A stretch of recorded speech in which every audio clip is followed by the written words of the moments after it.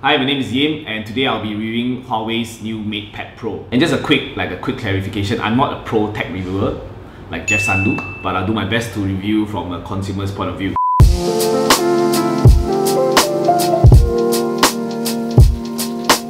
So just a little background on this product is that it is actually made by Huawei to compete against iPad Pro. This was announced late last year and now it's available for consumers. So this actually comes with two colors. So one in pearl white and one in grey. So the one that Huawei was kind enough to send to us is in grey, and they also sent us a keyboard as well as the stylus. So this tablet, just the tablet, it retails at 2,399. Just a quick look at the tablet itself, right? So the tablet is pretty slick. It has a nice magnesium alloy finish.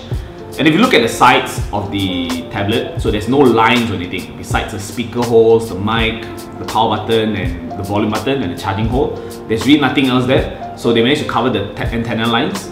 Unlike our iPhones, we still have that line in the corner near your volume button, so this doesn't have that. So the biggest change with Huawei is the Android operating system. So now they no longer can use Google Android's OS platform. So they eventually made their own, and it's called EMUI 10. So it's a software update from Huawei based on Google Android's OS platform. If you're essentially using an Android before this, or if you've never used Huawei operating system before, it's actually not much different than the Android system. So you wouldn't have any difficulty. As long as you're savvy with the smartphone, it essentially be no issue. As for the hardware of the tablet, it's actually pretty good. You're getting 8GB RAM for your multitasking and gaming purposes, and 256GB for your apps and selfies. So that's pretty decent storage on a tablet. So the one main thing that this tablet is popular for is actually the processor. So it uses a Kirin 990 processor, and that is able to support 5G. And the processor itself has 8 cores, and it generally improves your device's performance and energy efficiency. As for the display, it is actually at 10.8 inches. This is actually 2.1 inches smaller than the iPad Pro,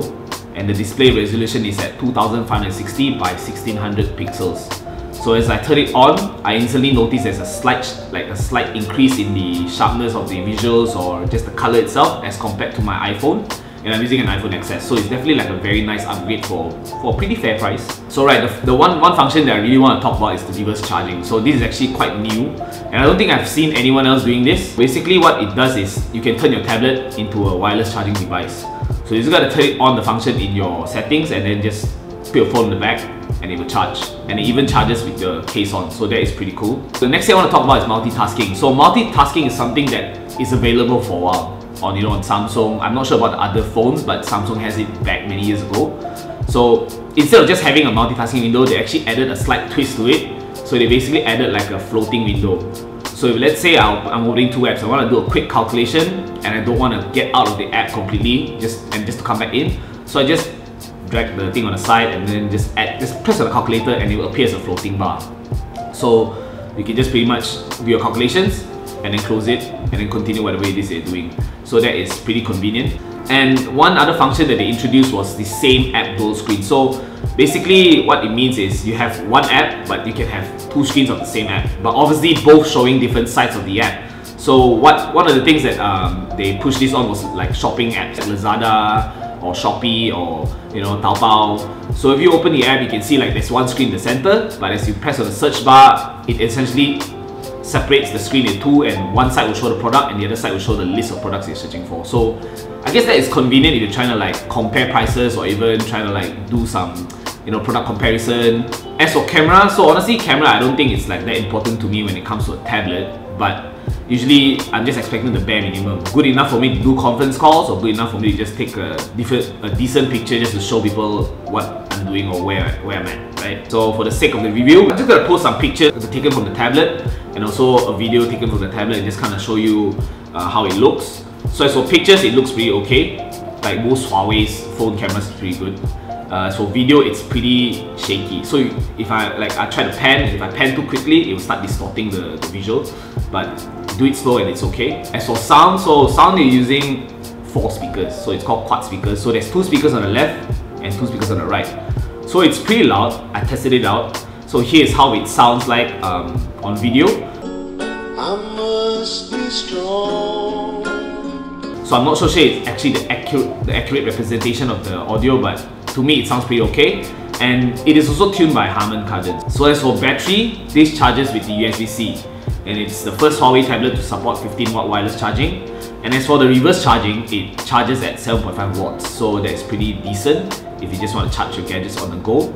I think the biggest concern with Huawei users at the moment is the Play Store. So the Play Store is no longer available, and Huawei actually rolled out their own app store. It's called the App Gallery. So I checked it out, it looks good, it looks like Apple's app store. However, there is no Facebook, Instagram or WhatsApp.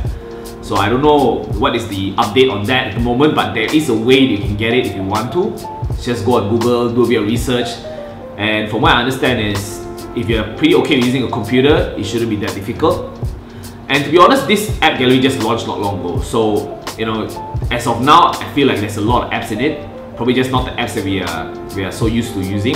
The keyboard and the stylus, or the Huawei M Pencil, does not come along with the tablet. So when you buy the tablet, you just get the tablet. So these both is purchased separately. Let's just talk a little bit about the pencil, right? So the pencil charges full in 1 hour, right? It charges wirelessly on the tablet. So you just gotta put it on top of the tablet and it will start charging, just like the Apple iPad Pro stylus, if I'm not mistaken. So they say that this has nearly no latency issues. Truth be told, it actually feels like it's really smooth and responsive. So I was using a Surface Pro stylus and it cannot be compared to this. I feel like this is actually much more responsive. Maybe I'm just a bad artist, I don't know. But anyway, this retails at $299. And for this price, for what you're getting, for what it does, I think it's pretty value for money. As for the keyboards, right, so why get a keyboard on the tablet? So what you can do is, basically with the keyboard, you can now turn it into a laptop, you know, by turning on the desktop mode. Basically, this is like a 2-in-1. It isn't new. We have laptops where you can turn from the laptop into a tablet. And when you turn on desktop mode on this, it basically just turns your Android home screen into a Windows look, looks like a Windows home screen where you have a start menu and basically some apps on the side. You can also use your keyboard and mouse with this. I don't really know how, but maybe you gotta find like a USB-C dongle with USB ports where you can plug your keyboard and mouse. And to be honest, personally, I don't know how this desktop mode benefits the user, because essentially I can still do the same things on the tablet mode. But I can understand maybe if people don't want to like associate work on the tablet mode and more want to keep the work to the desktop mode, maybe you can separate and just make it look a bit different. So I can understand if that is like more for organizing purposes. Other than that, I don't really know, whether how well it performs in terms of being a replacement for your laptop, because it's a fairly small tablet. But I guess for simple stuff like documents, it shouldn't be an issue. And the keyboard retails at $499. It's pretty steep comparing to the stylus. Overall, this product is really good, and for the price that you're paying, it's just $2,399. It's cheaper than your iPhones. You're basically getting a lightweight laptop, a tablet, and also a power bank. So with the keyboard and stylus, everything rounds up to like $3,097. At the end of the day, I think it's a pretty cool product. I rate it 8 out of 10. And you can now get this at Huawei stores. Obviously, don't go out, stay home, shop online. Let me know what you guys think of this tablet. Personally, I think it's great. And if there's other things you want us to review, let us know. And thanks for watching. I'm Yim, signing off. Stay safe, stay at home.